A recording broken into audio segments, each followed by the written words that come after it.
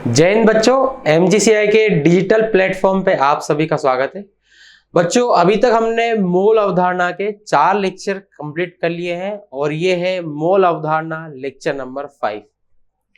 तो ये है आपका मोल अवधारणा लेक्चर नंबर 5, जो कि इस चैप्टर का लास्ट लेक्चर होने वाला है। मोल अवधारणा लेक्चर नंबर 5। अच्छा, अगर हम बात करें लास्ट लेक्चर की कि लास्ट लेक्चर में हमने क्या क्या पढ़ा था, देखिए लास्ट लेक्चर में हमने देखा था कि मोल्स कैसे निकालते हैं, मोलों की संख्या कैसे निकालते हैं।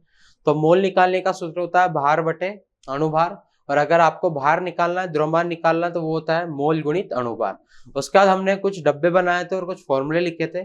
जैसे अगर हमें भार पता है और मोल निकालना है तो भार में हम भाग लगाएंगे अणुभार का, तो हमें मोल मिल जाएंगे। मोल से यदि अणुओं की संख्या निकालनी है तो मोल में गुणा करेंगे एवोगैड्रो संख्या का, तो अणुओं की संख्या मिल जाएगी। और यदि अणुओं की संख्या से परमाणुओं की संख्या निकालनी है तो अणुओं की संख्या में हम गुणा करते हैं परमाणुिकता का। फिर यदि अणुओं की संख्या से इलेक्ट्रॉनों की संख्या निकालनी है तो अणुओं की संख्या में हम गुणा करेंगे एक अणु में उपस्थित इलेक्ट्रॉनों की संख्या से। क्लियर है क्या कहानी? हमने एक क्वेश्चन कर लिया था। आज के लेक्चर में हम क्या करेंगे, उसी से रिलेटेड एक क्वेश्चन करेंगे पहले, फिर जो हमारा लास्ट टॉपिक है जिसका नाम है सीमांत अभिकर्मक व आदिक अभिकर्मक, वो देखेंगे। चलिए, तो इस लेक्चर की शुरुआत जो है हम एक क्वेश्चन से करेंगे, जो कि लास्ट क्लास में हमने जो लास्ट क्वेश्चन करा था उससे रिलेटेड है। चलिए क्वेश्चन लिखिएगा। प्रश्न है 540 ग्राम ग्लूकोज 540 ग्राम ग्लूकोज में ज्ञात कीजिए। देखिए 540 ग्राम ग्लूकोज है और हमें ज्ञात करना है, क्या क्या ज्ञात करना है देखिएगा। फर्स्ट है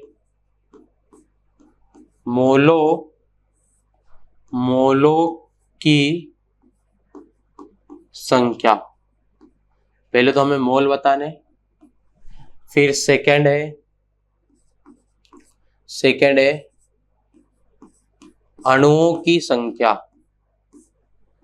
अणुओं की संख्या। थर्ड है परमाणुओं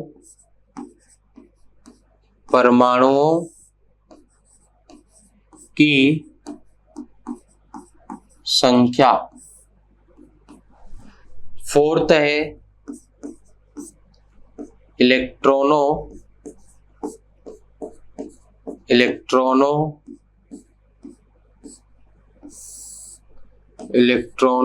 की संख्या, इलेक्ट्रॉनों की संख्या। फिफ्थ है कार्बन परमाणुओं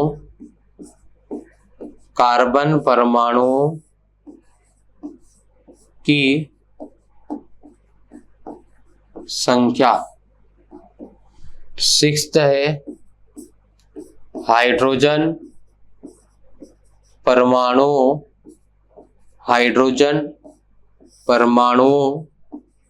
की संख्या। और लास्ट है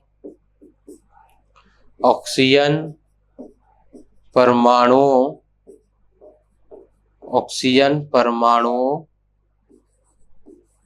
की संख्या।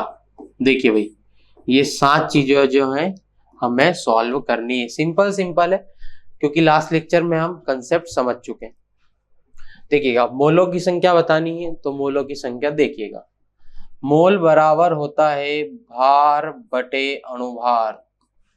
भार कितना दिया है 540, तो 540 बटे ग्लूकोज का अणुभार होता है 180। 0 से 0 कैंसल, 18 एकम 18, 8 दूनी 36, 18 3 54, कितना आ गया 3 मोल। देखिए मोल कितने आ गए 3। अब यदि अणुओं की संख्या निकालनी है तो जो मोल की संख्या है उसमें गुणा करते हैं एवोगैड्रो संख्या का, तो आंसर कितना हो जाएगा 3 Na। अब इसको आप ऐसे भी लिख सकते हैं कि ये कितना हो जाएगा 3 गुणित Na का मान 6.023 गुणित 10 की घात 23, फिर गुणा करके लिख सकते हो तो ये हो जाएगा 18.0 गुणित 10 की घात 23। और मैंने आपको लास्ट लेक्चर में बताया था कि जब भी हम आंसर लिखेंगे फाइनल आंसर, तो फाइनल आंसर में दशमलव से पहले केवल एक अंक दिखना चाहिए। फाइनल आंसर में दशमलव से पहले केवल एक अंक दिखना चाहिए। अभी कितने अंक दिख रहे हैं? 2 अंक दिख रहे हैं, तो दशमलव को हम एक अंक पीछे करेंगे। जब दशमलव एक अंक पीछे होगा तो 10 की घात बढ़ जाएगी 1.8069 गुणित 10 की घात 24। क्लियर है? अब देखिए इसके बाद जो मैं आगे चीजें सॉल्व करूंगा उसमें मैं Na का मान नहीं रखूंगा, ठीक है। मैं जो आंसर है वो Na के रूप में ही लिखूंगा, लेकिन आपको क्या करना है, Na का मान रखना है, उसके बाद गुणा करके फाइनल आंसर लिखना है आपको। अब परमाणुओं की संख्या निकालनी है, तो परमाणुओं की संख्या क्या होगी? देखिए परमाणु की संख्या बराबर होती है अणुओं की संख्या इनटू परमाणुकता। ग्लूकोज की परमाणुकता की बात करें तो ग्लूकोज का फॉर्मूला होता है C6H12O6, तो इसकी परमाणुकता कितनी हो जाएगी 24। तो परमाणु की संख्या 12, 6, 7, ये हो जाएगा 72 Na। इलेक्ट्रॉनों की संख्या निकालनी है, तो इलेक्ट्रॉनों की संख्या निकालने के लिए जो अणुओं की संख्या है उसमें गुणा करते हैं एक अणु में उपस्थित इलेक्ट्रॉनों की संख्या से। तो ग्लूकोज का जो एक अणु है इसमें कितने इलेक्ट्रॉन है ये हम निकाल लेते हैं। कैसे निकालेंगे ये हमने सीखा है, देखिएगा 6 कार्बन है इंटू इलेक्ट्रॉन निकालने के लिए परमाणु संख्या से गुणा करते हैं। 12 हाइड्रोजन है इंटू 1 प्लस 6 ऑक्सीजन है इंटू 8, तो देखिए ये कितना हो जाएगा 36 प्लस 12 प्लस 8 6 48, 96 आ जाएगा। तो 96 से गुणा कर देते हैं बस, तो ये हो जाएगा आपका 96। इसको आप सॉल्व कर लेना। कार्बन परमाणु की संख्या, कार्बन परमाणु की संख्या बराबर अणुओं की संख्या इंटू, आपको मैंने लास्ट लेक्चर में बताया था कि जिसके परमाणु निकालते हैं उसी की परमाणुकता से गुणा करते हैं। फिर से सुनिएगा, जिसके परमाणु निकालते हैं उसी की परमाणुकता से गुणा करते हैं। हम कार्बन के परमाणु निकाल रहे हैं तो अणुओं की संख्या में हम गुणा करेंगे कार्बन की परमाणुकता से, और इसमें कार्बन की जो परमाणुकता वो है 6। कार्बन की परमाणुकता कितनी है 6, तो ये 6 से गुणा कर दो, कितना हो जाएगा ये 6 18 Na। अब देखिए हाइड्रोजन परमाणु की संख्या, तो अणुओं की संख्या इसमें गुणा करेंगे हाइड्रोजन की परमाणुकता से। हाइड्रोजन की परमाणुकता कितना है 12, 12 कम 12 12 दूनी 24 32 36, ये हो जाएगा 36 Na। इसके बाद ऑक्सीजन परमाणु की संख्या, तो अणुओं की संख्या इंटू ऑक्सीजन की परमाणुकता कितनी 6, तो ये हो जाएगा आपके पास 18 Na। क्लियर है क्या? देखिएगा, अच्छा ये याद रखिएगा आपको Na का मान रखना है, Na का मान रख के फिर गुणा करके आंसर लिखना है, ये काम आपको करना पड़ेगा, ठीक है। क्लियर है? चलिए अब हम इस चैप्टर के लास्ट टॉपिक पे आते हैं और वो है सीमांत अभिकर्मक व आधिक्य अभिकर्मक। हेडिंग लगाएंगे सभी लोग, सीमांत अभिकर्मक व आधिक्य अभिकर्मक। हेडिंग लाइएगा सीमांत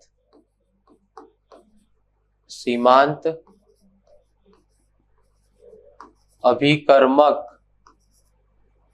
सीमांत अभिकर्मक व आधिक्य अभिकर्मक। इंग्लिश में भी लिखेंगे, इंग्लिश में लिखते हैं limiting reagent,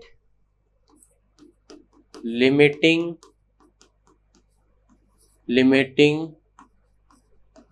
reagent and access reagent. देखिए LR और ER, लिमिटिंग रिएजेंट और एक्सेस रिएजेंट। सर अब ये क्या होता है, तो इसको अपन एक एग्जांपल से समझते हैं। जैसे फॉर एग्जांपल भाई आपके घर में है शादी, आपके घर में क्या है शादी, और जो गुलाब जामुन बने हैं वो लिमिट में बने, गुलाब जामुन जो बने हैं वो लिमिट में बने हैं, और दाल जो आपने बनाई है वो बहुत एक्सेस में है, वो अधिक मात्रा में है। तो अगर मैं आपसे पूछूं बताइए कौन पहले खत्म होगा, तो आपका आंसर होगा सर गुलाब जामुन जो है वो खत्म हो जाएंगे। और अगर आपसे मैं पूछता हूं कि बताइए कौन सी चीज बच जाएगी, तो आपका आंसर होगा सर जो दाल है वो बच जाएगी। कहने का मतलब क्या हो, समझो, कहने का मतलब ये है कि जो चीज लिमिट में होती है वो पहले खत्म हो जाएगी और जो चीज एक्सेस में है वो बच जाएगी। जो चीज लिमिट में है वो खत्म हो जाएगी और जो चीज एक्सेस में है वो बच जाएगी। क्लियर है कंसेप्ट? तो देखिए हमने लिखा लिमिटिंग रिएजेंट, सीमांत अभिकर्मक, मतलब ऐसा अभिकर्मक जो अभिक्रिया के दौरान खत्म होगा, ऐसा अभिकर्मक जो अभिक्रिया के दौरान खत्म हो जाएगा। और एक्सेस रिएजेंट मतलब ऐसा अभिकर्मक जो अभिक्रिया के दौरान बच जाएगा। तो ऐसा अभिकर्मक जो अभिक्रिया के दौरान खत्म हो जाता है उसको बोलते हैं सीमांत अभिकर्मक, और ऐसा अभिकर्मक जो अभिक्रिया के दौरान बच जाता है उसको बोलते हैं आदिक्य अभिकर्मक। क्लियर है? जी सर। परिभाषा लिखेंगे भाई, देखिएगा, लिखेगा परिभाषा। पहले हम परिभाषा लिख रहे हैं, सीमांत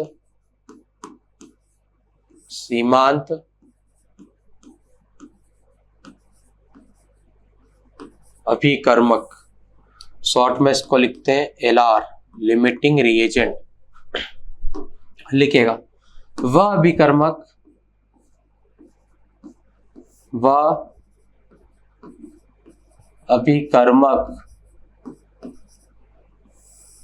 जो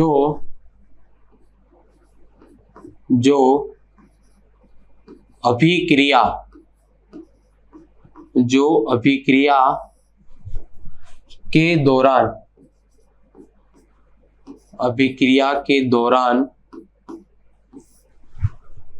खत्म हो जाता है,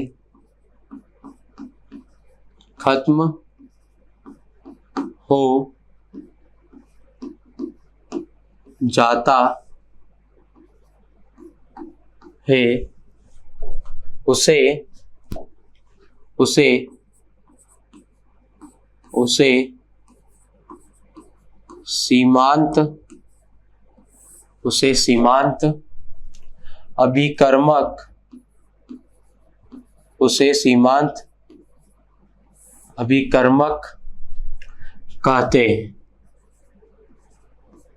उसे सीमांत अभिकर्मक कहते हैं। क्लियर है? ऐसा अभिकर्मक जो अभिक्रिया के दौरान खत्म हो जाता है उसको हम क्या बोल देते हैं? सीमांत अभिकर्मक। जी सर, बिल्कुल क्लियर है। सेकेंड है हमारे पास आधिक्य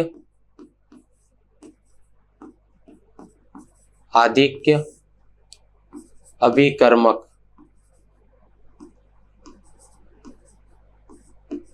आधिक्य अभिकर्मक, इसको लिखते हैं ER, एक्सेस रिएजेंट।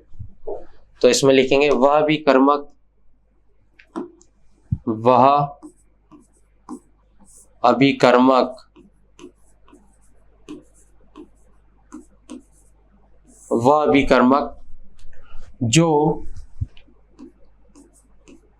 जो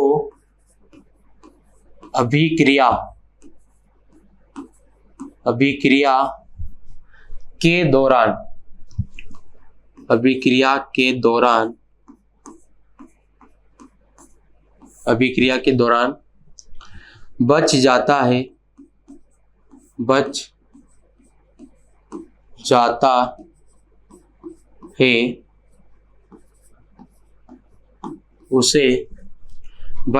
है उसे आधिक्य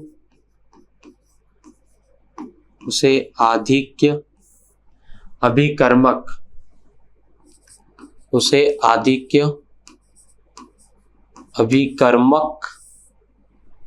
कहते हैं। देखिए क्लियर है क्या भाई? ऐसा अभिकर्मक जो अभिक्रिया के दौरान खत्म होता है उसको बोलते हैं सीमांत अभिकर्मक, और ऐसा अभिकर्मक जो अभिक्रिया के दौरान बच जाता है उसको बोलते हैं आधिक्य अभिकर्मक। सर थ्योरी तो समझ में आ गई, पर सर क्वेश्चन ये है कि अगर समीकरण लिखी हुई है, ठीक है, अगर कोई रासायनिक समीकरण लिखी हुई है तो हमें उसमें कैसे पता चलेगा कि कौन सा सीमांत अभिकर्मक है और कौन सा आधिक्य अभिकर्मक? तो अपन इसके लिए अब देखेंगे क्या चीजें हैं, क्या तरीका है जिससे हम ये बता सकते हैं कि इस अभिक्रिया में ये सीमांत अभिकर्मक है और यह आधिक्य अभिकर्मक है। तब हम हेडिंग लगाएंगे सीमांत अब हम हेडिंग लगाएंगे सीमांत व आधिक्य, सीमांत व आधिक्य अभिकर्मक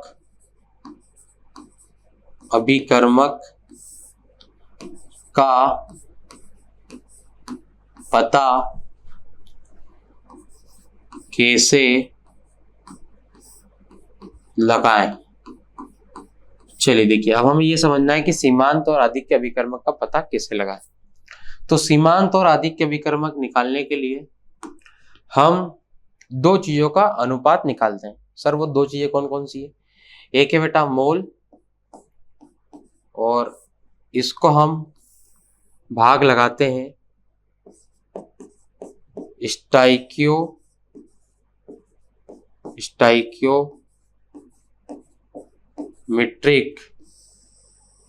स्टाइक्योमेट्रिक गुणांक से। देखो ये क्या होता है अभी अपन पढ़ेंगे। इसको हम भाग किससे लगाते हैं? स्टाइक्योमेट्रिक गुणांक से, और शॉर्ट में इसको लिखते हैं एससी। एससी मतलब हो गया स्टाइक्योमेट्रिक गुणांक। तो सीमांत और आधिक्य अभिकर्मक का पता लगाने के लिए हम क्या करते हैं कि दो चीजों का अनुपात निकालते हैं। और वो दो चीजें कौन कौन सी है? वो दो चीजें हमारे पास मोल बटे स्टाइक्योमेट्रिक गुणांक। स्टाइक्योमेट्रिक गुणांक क्या है अभी मैं आपको क्लियर करता हूं। अब सुनिएगा, अगर किसी के लिए मोल बटे एससी का अनुपात कम आता है, अगर किसी के लिए मोल बटे स्टाइक्योमेट्रिक गुणांक का अनुपात जो है वो कम आता है तो वो होगा एलआर। और यदि किसी के लिए मोल बटे स्टाइक्योमेट्रिक गुणांक का अनुपात ज्यादा आता है तो वो होगा एआर। तरीका क्या है? तरीका ये है कि हम मोल बटे स्टाइक्योमेट्रिक गुणांक का अनुपात निकालेंगे, ठीक है। और यदि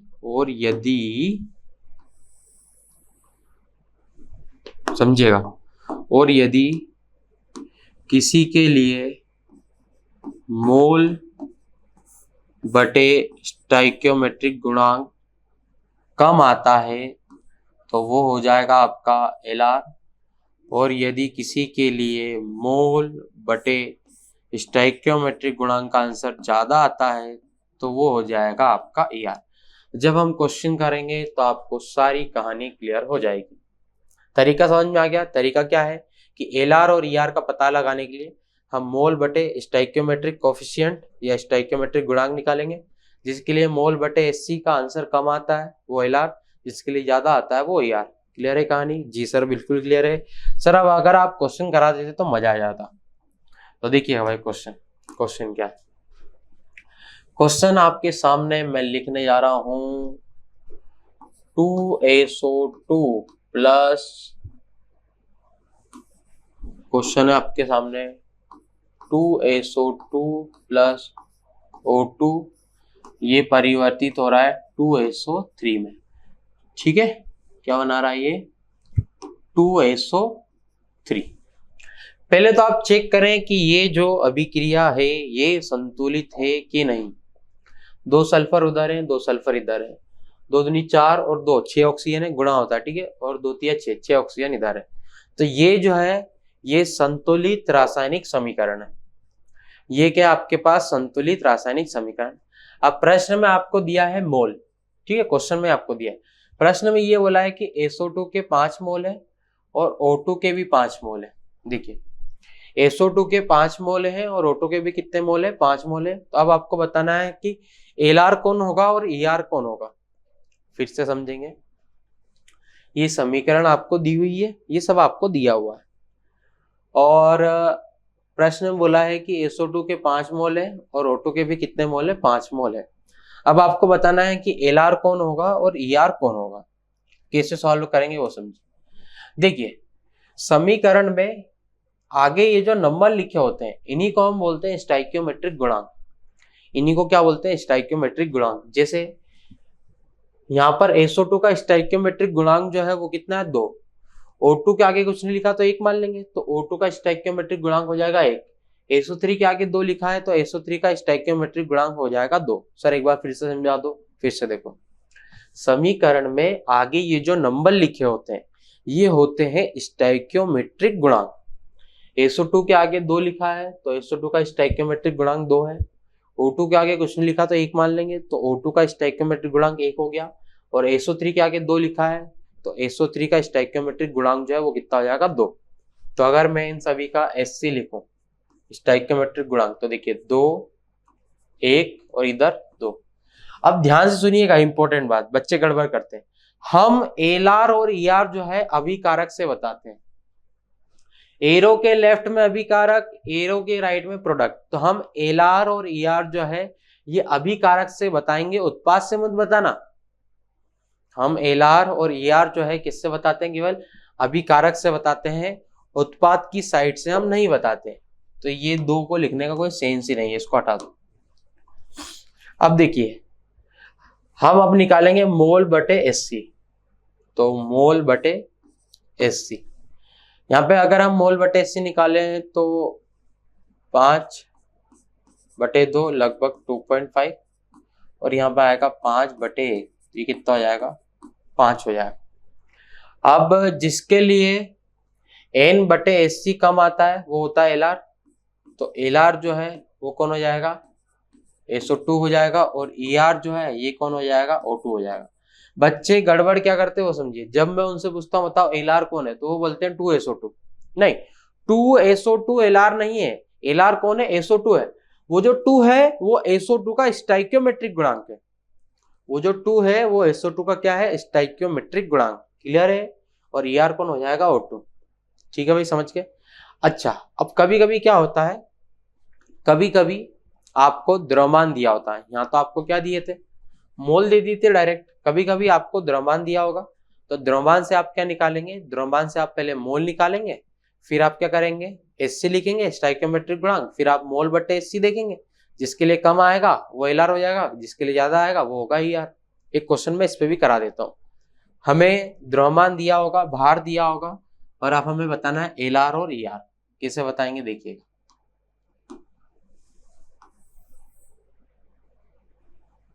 देखो क्वेश्चन है,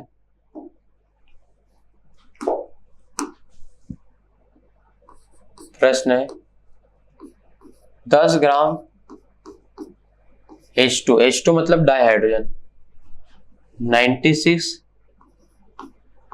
ग्राम O2 मतलब डाइऑक्सीजन से क्रिया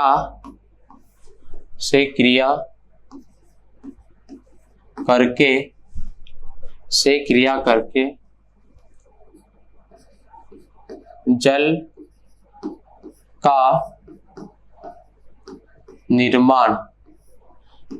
का निर्माण करता है LR व ER कौन होंगे। देखिए LR और ER हमको बताना है और समीकरण आपको दी हुई है।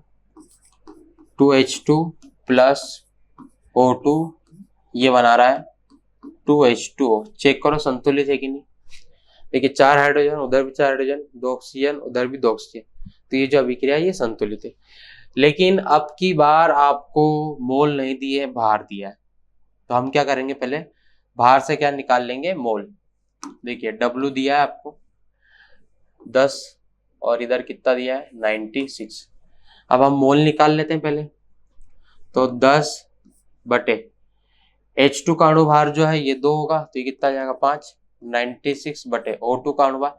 अच्छा, ये 2 आगे जो लिखा है इससे मतलब नहीं, ये तो स्टोइकियोमेट्रिक गुणांक है। H2 बोला है भाई, H2 बोला है तो इसका जो अणुभार है वो 2 होगा और O2 बोला है तो इसका जो अणुभार है कितना जाएगा? 32। इसको सॉल्व करोगे तो कितना आ जाएगा आपके पास? ये हो जाएगा 3। अगर हम SC लिखें तो SC क्या होगा? H2 का स्टोइकियोमेट्रिक गुणांक 2 है और O2 का स्टोइकियोमेट्रिक गुणांक 1 है। अब हम निकालेंगे N/SC। तो N/SC मतलब 5/2, ये हो जाएगा 2.5 और यहाँ पे 3/1 तो ये हो जाएगा 3। तो इस प्रश्न का जो LR है, LR जो है ये कौन हो जाएगा? H2, ठीक है। और ER जो है ये कौन हो जाएगा O2। देखिए क्लियर है। तो क्या समीकरण से हम LR और ER बता सकते हैं? बिल्कुल बता सकते हैं। ठीक, चले आगे। अब ध्यान से सुनिएगा, मैं नोट करके आपको 2 लाइन लिखवाऊंगा और वो जो 2 लाइन है वो हम आगे चल के यूज करें। क्या लाइन है वो समझिएगा। पहला पॉइंट है उत्पाद कितना बनेगा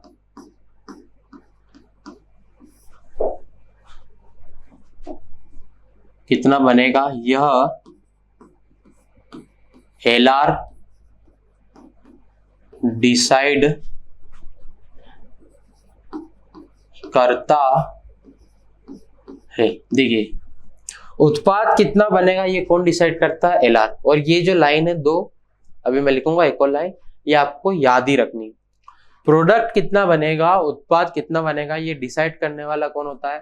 ये डिसाइड करने वाला होता है लिमिटिंग रिएजेंट, LR होता है। अब जो एक्सेस रिएजेंट है, जो आदि के अभिकर्मक है, वो बच जाता है, तो वो कितना बचेगा ये भी डिसाइड करने वाला होता है LR। तो LR 2 चीजें डिसाइड करता है। पहली चीज उत्पाद कितना बनेगा, दूसरी चीज जो आदि के अभिकर्मक को कितना बचेगा। तो सेकंड ये क्या डिसाइड करेगा? सेकंड ये डिसाइड करेगा आधिक्य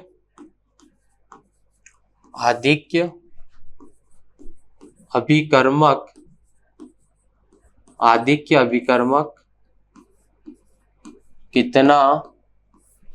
कितना बचेगा, यह भी LR डिसाइड करता है। देखिए आदि के अभिकर्मक कितना बचेगा ये भी कौन डिसाइड करेगा? LI डिसाइड करेगा। अब क्वेश्चन पे आने से पहले हम कुछ नॉर्मल बेसिक जो चीजें वो देखें। जैसे अगर 2 से 1 बन रहा है, 2 से कितना बन रहा है? 1। और मैंने आपसे पूछा है कि बताइए 1 से कितना बनेगा। तो सर सिंपल है, 2 से 1 बन रहा है तो 1 से आधा बनेगा। तो करना क्या होता है, इसको इधर ले जाओ। तो इसको जब इधर ले जाओगे तो यहाँ 1 बच जाएगा, तो 1 से कितना बच जाएगा? आधा। तो यदि 2 से 1 बन रहा है तो 1 से कितना बनेगा? आधा बनेगा। ये चीज क्लियर। जैसे अगर 3 से 2 बन रहा है, 3 से कितना बन रहा है? 2 बन रहा है, तो बताओ 1 से कितना बनेगा? तो कुछ नहीं करना है, 3 को इधर ले जाओ और यहाँ पे 1 रह जाएगा, तो 1 से कितना बनेगा? 2/3। फिर समझेंगे यदि 3 से कितना बन रहा है? 2। 3 से यदि 2 बन रहा है तो 1 से कितना बनेगा? 2/3। 3 को इधर ले जाओ, यहाँ पे कुछ नहीं है तो 1 रह जाएगा। अब जैसे 3 से बन रहा है 2, अब आपको बताना है कि 5 से कितना बनेगा। देखो 3 से कितना बना? 2, तो 5 से कितना बनेगा ये बताना है। तो सर 3 से यदि 2 बना तो हम ये लिख सकते हैं कि 1 से कितना बनेगा? 2/3। देखो 3 से 2 बना तो 1 से कितना बनेगा? 2/3। अब हमें बताना है कि 5 से कितना बनेगा, तो 5 से बताना तो 5 का गुणा कर दो, तो ये कितना हो जाएगा? इधर भी गुणा करना, इधर भी, ये हो जाएगा 10/3। क्लियर। देखो 3 से बना 2, हमें बताना था कि 5 से कितना बनेगा, तो पहले हमने क्या करा कि ये निकाल लिया कि 1 से कितना बन रहा है। तो 1 से कितना बन रहा है? 2/3। 3 को उधर ले गए। यदि 1 से 2/3 बन रहा है तो 5 से कितना बनेगा? दोनों तरफ 5 का गुणा कर दो, 10/3 बनेगा। और देखो मान लो 2 से बना 2, बताओ 5 से कितना बनेगा? तो सिंपल सा सर 2 से 2 बन रहा है तो 5 से कितना बन जाएगा? 5 बन जाएगा। तो बहुत ही आसान है। क्लियर है।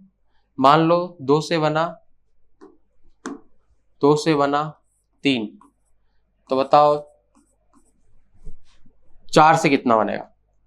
सर अगर 2 से 3 बना तो पहले 1 से निकाल लेते हैं। 1 से कितना बनेगा? 3/2, 2 को उधर लेगा। 4 से बताना है तो 4 का गुणा कर दो, 4, ये हो जाएगा आपका 12, ये हो जाएगा 6। देखो 2 से बना 3, तो 4 से कितना बनेगा? 6 बनेगा। क्लियर है कहानी? ये समझ में आ गया। इसको हम यूज करेंगे अभी क्वेश्चन में। ठीक है, सिंपल सी चीजें हैं ये। चलिए देखें, अब क्वेश्चन लिखते हैं। लिखिएगा क्वेश्चन है 5 मोल SO2 5 मोल O2 से क्रिया करके SO3 का निर्माण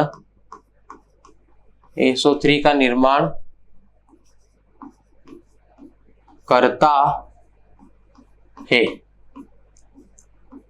ज्ञात कीजिए।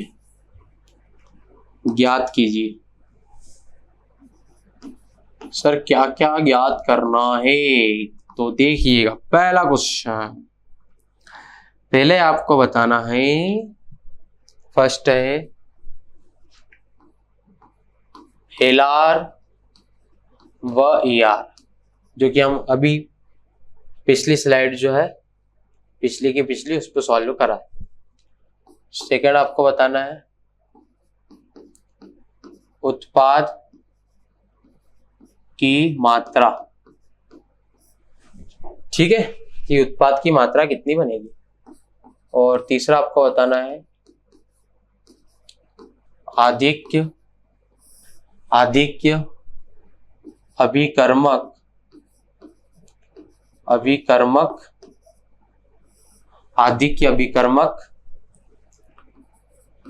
की बची हुई मात्रा। देखिए, ये 3 चीजें हमें बतानी। पहले क्या बताना है? LR और ER, फिर बताना है उत्पाद की मात्रा कितनी बनेगी, फिर बताना है आधिक्य अभिकर्मक की बची हुई मात्रा। समीकरण आपको दी हुई है, समीकरण है बेटा जी 2SO2 प्लस O2, ये बना रहा है 2SO3। अब सॉल्व करते हैं। देखिए LR और ER जो है इससे पहले हम सॉल्व कर चुके हैं। मोल लिख दो, मोल कितने हैं? SO2 के मोल 5 दिए, O2 के भी 5 दिए। SC लिख दो, स्टोइकियोमेट्रिक गुणांक 2 हो जाएगा, इधर कितना हो जाएगा 1।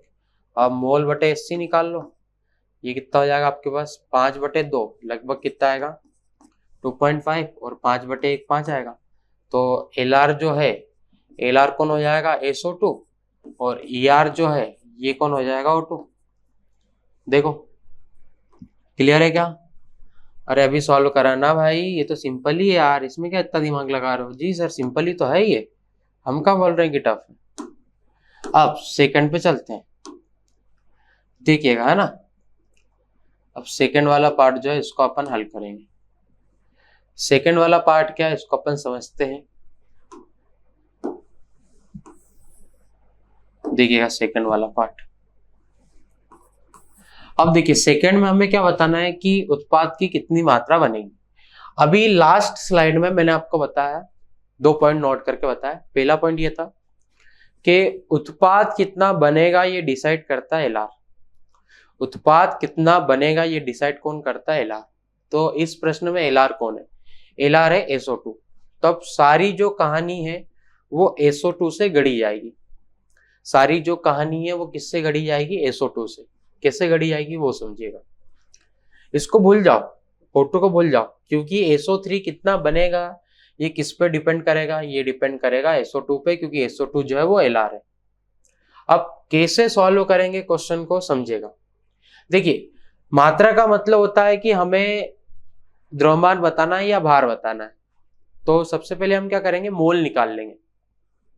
ये याद रखना कि LR और ER के जो प्रश्न आते हैं इसमें पहले आप मोल निकालो। मोल आ जाएंगे तो मोल से हम निकाल लेंगे द्रव्यमान, मतलब मात्रा या भार, ठीक है। अब कैसे सॉल्व होगा वो समझिएगा। देखिए यहाँ पे SO2 का स्टोइकियोमेट्रिक गुणांक 2 है, O2 का स्टोइकियोमेट्रिक गुणांक 1 है, और SO3 का स्टोइकियोमेट्रिक गुणांक 2 है। तो प्रश्न को सॉल्व करने के लिए ये जो स्टोइकियोमेट्रिक गुणांक है इसको मोल मान लो, थोड़ी देर के लिए मोल मान लो। ये वास्तविकता में मोल नहीं है, ये तो स्टोइकियोमेट्रिक गुणांक है, लेकिन प्रश्न को सॉल्व करने के लिए ये जो स्टोइकियोमेट्रिक गुणांक है इनको क्या मान लो? मोल। जी सर मान लिया। तो सर इससे क्या होगा, इससे ये होगा, इसको तो देखो ही मत, ये अभिक्रिया संतुलित है, तो मैं ये बोलूंगा, मैं क्या बोलूंगा कि SO2 के 2 मोल से SO3 के 2 मोल बन रहे हैं। देखो SO2 के 2 मोल से SO3 के 2 मोल बन रहे हैं, क्योंकि मैंने ये जो स्टोइकियोमेट्रिक गुणांक है इनको मोल मान लिया है। तो SO2 के 2 मोल से 2 मोल SO2 से मुझे क्या मिल रहा है, मुझे मिल रहा है 2 मोल SO3। तो 2 से बना 2, तो 1 से 1 बनेगा, है ना। पर सुनिएगा, हमारे पास SO2 के मोल कितने हैं, SO2 के मोल तो 5 है ना।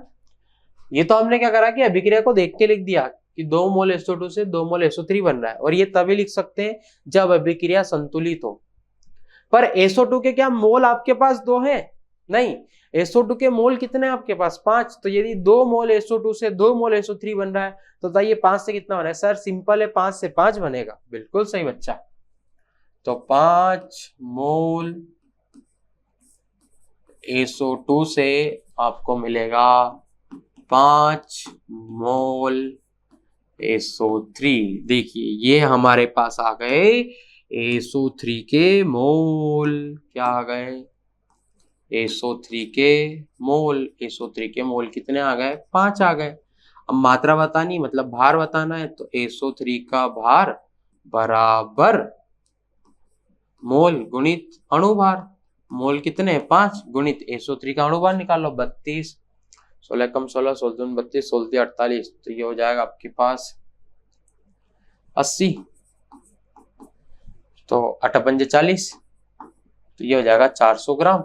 देखो SO3 कितना बनेगा? 400 ग्राम। फिर से समझेंगे, कैसे समझेंगे देखिएगा। हमें निकालना है उत्पाद की मात्रा कि SO3 कितना बनेगा। मात्रा मतलब द्रव्यमान या भार। पहले हम मोल निकाल लेंगे, फिर हम मोल से निकालेंगे भार। मैंने आपको ये बोला कि भाई LR डिसाइड करेगा कि SO3 कितना बनेगा, मतलब SO2 डिसाइड करेगा कि SO3 कितना बनेगा। तो सारी जो कहानी है वो SO2 से गढ़ी जाएगी। इसको छोड़ो, अब ऑटो को छोड़ो। ये जो स्टोइकियोमेट्रिक गुणांक है इनको मोल मान लो। अगर मोल मान लोगे तो क्या बोल सकते हैं? 2 मोल SO2 से 2 मोल SO3 बन रहा है, 2 मोल SO2 से 2 मोल SO3 बन रहा है। पर SO2 के मोल तो 5 है ना, वास्तविकता में तो 5 मोल है। तो 5 से कितना बनेगा? 5। तो SO3 के मोल कितना आ गए? 5। और अगर मोल से हमें भार निकालना है तो मोल में अणुभार का गुणा कर दो। SO3 का जो अणुभार है ये 80 होता है, तो 8 पंजे 40, 400 ग्राम SO3 बन जाएगा। क्लियर है? जी सर। आगे चलते हैं, देखिएगा नेक्स्ट क्वेश्चन नंबर थर्ड में क्या बोला है? थर्ड में बोला है अधिक के अभिकर्मक की बची हुई मात्रा। देखिए नोट का जो सेकंड पॉइंट था वो हमने ये देखा था कि अधिक के अभिकर्मक कितना बचेगा ये भी डिसाइड कौन करता है? LR। तो यहाँ पे किसकी क्रिया हो रही है? यहाँ पे SO2 की क्रिया किससे हो रही है? O2 से। अब वही कि ये जो स्टोइकियोमेट्रिक गुणांक है इनको मोल मान लो। जब इनको मोल मानोगे तो होगा क्या? हम ये बोल सकते हैं कि SO2 का जो 2 मोल है ये O2 का 1 मोल यूज करता है। भाई इनकी क्रिया हो रही तो SO2 का 2 मोल O2 के 1 मोल को यूज करता है। मतलब 2 मोल SO2 जो है ये कितने मोल O2 के खाता है? ये 1 मोल O2 के खा जाता है। तो यदि 2 मोल SO2 1 मोल O2 को खा जाता है तो मैं लिख सकता हूं कि 1 मोल SO2 ये आधा मोल O2 का खाएगा। देखो पर हमारे पास SO2 के मोल कितने? 5। तो यदि 1 मोल SO2 आधा मोल O2 को खा रहा है तो मैं लिख सकता हूं 5 का गुणा कर दो। 5 मोल SO2 ये 5/2 मोल O2 के यूज कर लेगा, खा जाएगा। 5/2 मतलब 2.5। देखिएगा तो SO2 के 5 मोल O2 के कितने मोल यूज कर रहे हैं? O2 के ये 2.5 मोल यूज कर रहे हैं। अब पर O2 के शुरू में मोल कितने? 5। ऐसे समझो मेरे पास 5 रुपए हैं और 2.5 रुपए जो है, ठीक है, वो मैंने यूज कर लिया। तो बचे कितने? 2.5 बचे। तो O2 के शुरू में मोल कितने हैं? शुरू में तो 5 है ना, पर SO2 ने यूज कितने कर लिए? 2.5 यूज कर लिए। तो 5 मोल है और उसमें से 2.5 जो है ढाई जो है वो किसने यूज कर लिए, वो यूज कर लिया आपका SO2 ने। तो बच्चे कितने, तो O2 के मोल बचे हुए, लेफ्ट मतलब बचे हुए, शुरू में 5 है मेरे पास और ढाई किसी ने यूज कर लिए, तो बचेगा इतना ढाई, मतलब 5/2। ये बचे हुए मोल आ गए। अब बाहर निकालना है, तो अब तो सिंपल ही हो गया। देखो यहाँ सॉल्व कर देता है ना, O2 का भार बचा हुआ N गुणित M करेंगे, तो O2 का भार बचा हुआ मोल कितने हैं, 5/2, 16 दूनी 32, ये हो जाएगा 16×5 80। देखो 80 ग्राम O2 जो है ये बच जाएगा।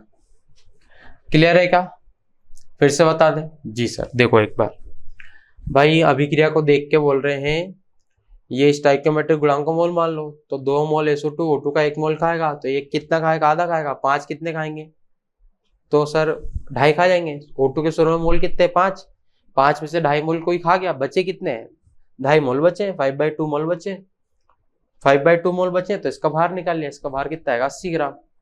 ठीक है, क्लियर है। एक और क्वेश्चन करेंगे अपन, चले आगे।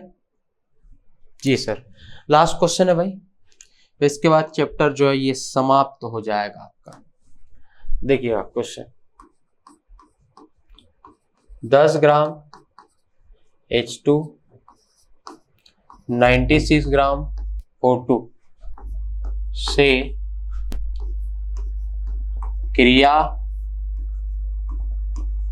करके जल का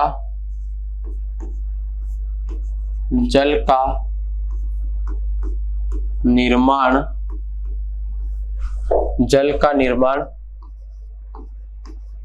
करते हैं। ज्ञात कीजिए। चलिए, पहला फर्स्ट जो सेगमेंट है वो है LR व ER, LR और ER बताना है। सेकंड में जल की